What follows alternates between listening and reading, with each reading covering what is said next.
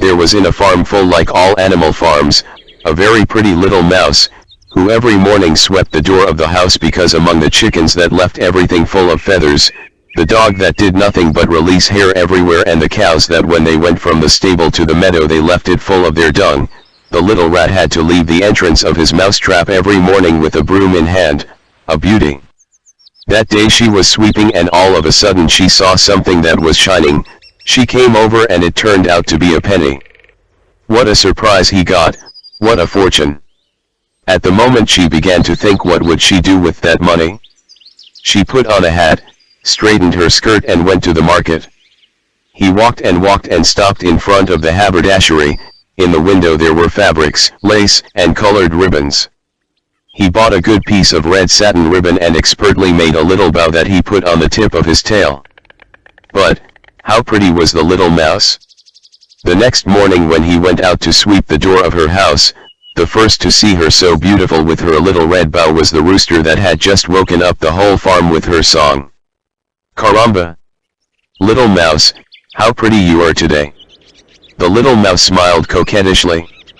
Will you marry me? Asked the rooster. And at night what will you do? The rat told him. Kikariki-eighth, replied the rooster, I have to practice my singing to wake up the farm animals every morning. Oh. No, what's up, you won't let me sleep? The little mouse replied. Then the dog passed by that came from taking care of the sheep, and when he saw her so pretty, he approached her sweetheartedly and asked her, Pretty little rat, pretty, would you marry me? Let's see, and at night what will you do? What will I do? What will I do? Well, bark as it should be. I have to be vigilant in case a fox comes to look for the chickens, or a wolf to eat the sheep. I will bark like this, A-U-U-U-U, woof, woof, woof, woof, woof. No, you'll scare the hell out of me, I won't sleep a wink. The dog left with his head bowed and the little mouse continued sweeping quietly without messing with anyone. There was a little mouse on that farm, very shy, who had always been in love with the little mouse, and because of his shyness he had never dared to speak to her, but that day, plucking up courage, he approached the little mouse. Ho, hello, he said. Boo, good morning, little mouse, how are you? The little mouse, who had gotten tired of so much wooing around her, looked at him and said, I'm sorry little mouse, I'm very busy right now, I can't talk to you. The poor little mouse, who had finally gotten the strength to talk to her, was left with a span of noses and went to the forest sad and downcast. When the little mouse finished sweeping he went into her house, and soon there was a knock at the door. Hello, said the gobbler cat, this morning I saw you so beautiful, and it's such a beautiful day that I prepared a basket to invite you to a picnic. I don't know, answered the stunned rat, of such a request. Come on, you're not going to leave me with everything prepared, the cat insisted. Well, it's fine, the truth is that it's a very beautiful day, I've worked a lot and I deserve a break. They went to a meadow far away from the farm.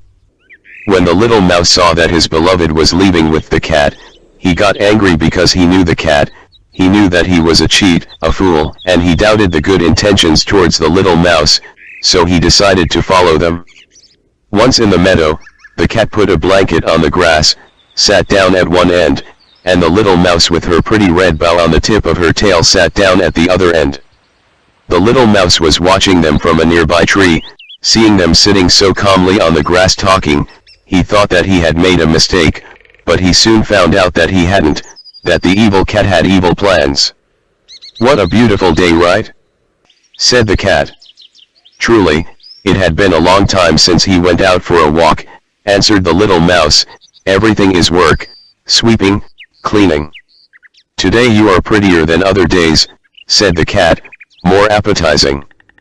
Hearing that comment, the little rat was afraid. She took the food basket and opened it, but it was empty. Very scared, she said to the cat, Where is the food? Then the gobbler showed his true intention. The food is you, he told her, and arching his back he cornered the little mouse. No, shouted the frightened mouse.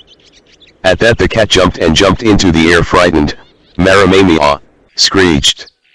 The little mouse had courageously come out of his hiding place and, approaching cautiously, he took such a bite out of the cat's tail that he almost kept a small piece of tail in his snout. The frightened and pained cat ran as if he were being chased by the biggest dog in the world and was lost forever. The little mouse looked at her savior and smiled happily.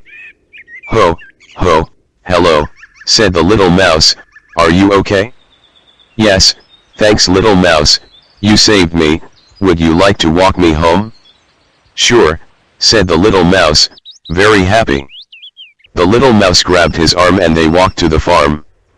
Soon they got married and lived very happily because the little mouse slept and was silent at night, slept and was silent. And Colorin, Colorado.